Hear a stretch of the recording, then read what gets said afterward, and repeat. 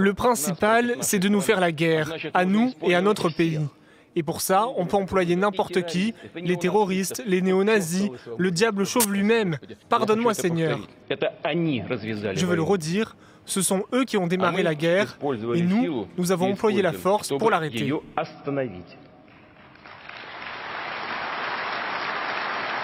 Le christianisme est précisément une religion non violente. Jésus dit « Tendez l'autre joue, ne tuez pas ».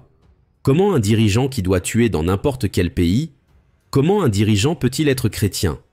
Comment conciliez-vous cela avec vous-même?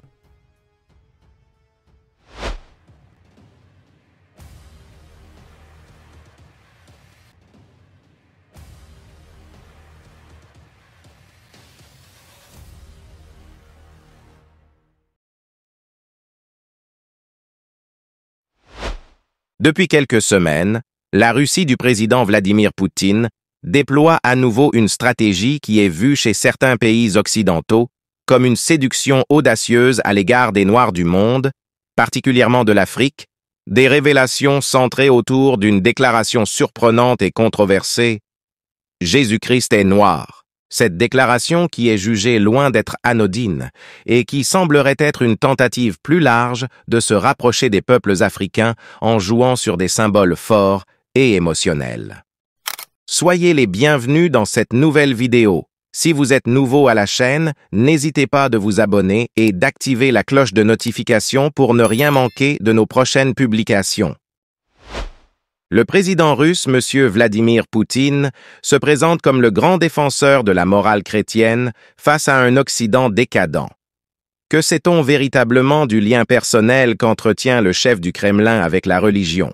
Dans une interview qui est devenue aussi virale sur la toile, le président russe avait révélé avec une grande simplicité comment il appréhende la religion chrétienne, alors que sa réponse a laissé tout le monde sans voix, ce que vous allez suivre bientôt. Le chef du Kremlin, le président Vladimir Poutine, est une personne ordinaire ayant des qualités et des défauts qui sait reconnaître la souveraineté de Dieu même dans ses discours. Le principal, c'est de nous faire la guerre, à nous et à notre pays. Et pour ça, on peut employer n'importe qui, les terroristes, les néo-nazis, le diable chauve lui-même. Pardonne-moi, Seigneur. Je veux le redire, ce sont eux qui ont démarré la guerre, et nous avons employé la force pour l'arrêter.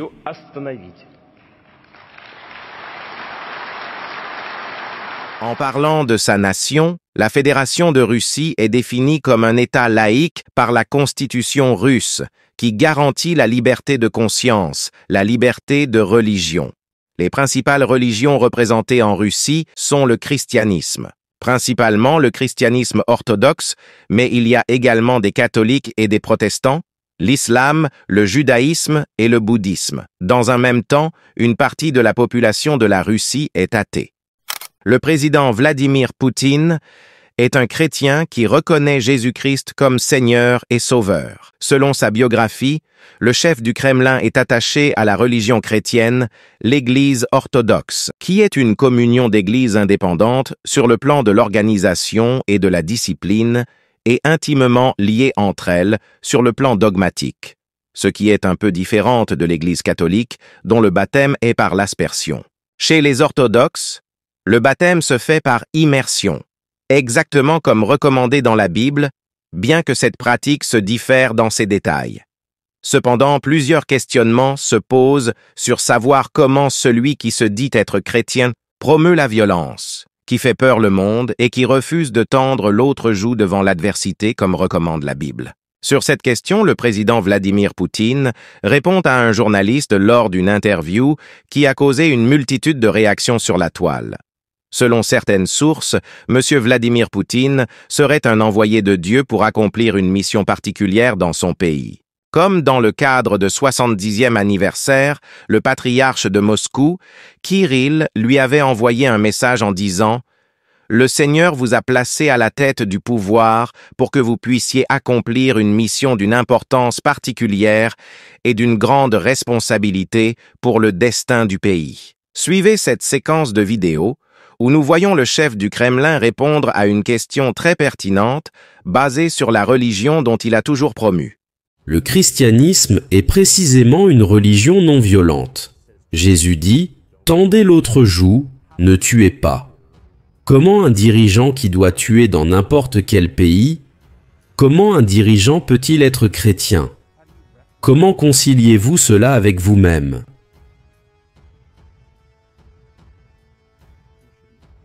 C'est très facile. Quand il s'agit de se protéger et de protéger sa famille, sa patrie, nous n'attaquerons personne. Et nous protégeons notre peuple, nous-mêmes, notre patrie et notre avenir. Quant à la religion en général, vous savez, il ne s'agit pas de manifestations extérieures. Il ne s'agit pas d'aller à l'église tous les jours ou de se frapper la tête contre le sol. Elle est dans le cœur. Il ne s'agit pas d'aller à l'église tout le jour, c'est dans le cœur. Une réponse qui a laissé le journaliste sans voix alors que le président assume simplement ses responsabilités étant père d'une famille. Vladimir Poutine a su, en seulement quelques années, repositionner son pays au cœur de la scène politique, et particulièrement en Afrique. Vladimir Poutine serait-il en train de charmer les Africains pour une fin précise, ou ses révélations sont soutenues simplement par des convictions religieuses désintéressées? À noter que la foi en Dieu devrait apparaître dans la nouvelle constitution russe, voulue par le président Vladimir Poutine. Ce texte fondamental devrait également reconnaître le mariage comme étant l'union d'un homme et d'une femme. Au nom de la préservation des valeurs traditionnelles familiales et avec le soutien de l'Église orthodoxe. Merci infiniment pour votre attention. Si cette vidéo vous a été utile, alors n'hésitez pas de le partager avec vos contacts pour une plus grande visibilité. Et n'oubliez pas surtout de nous dire dans le commentaire vos différentes impressions sur cette actualité. On vous dit à la prochaine publication et restez connectés sur notre chaîne God Blessed 243 Simplement Chrétienne.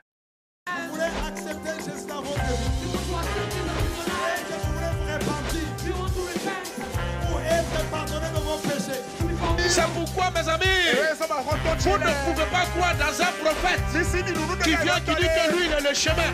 J'étais païen, j'étais beau. Je deviens chrétien, je deviens vilain. Comment? Le silence, ce n'est pas un vide, c'est un puissant langage de celui qui sait ce qu'il fait. C'est le langage du mature. La personne qui est mature répond de fois par le silence, se tait seulement. Si le ciel s'est réconcilié avec la terre par la croix,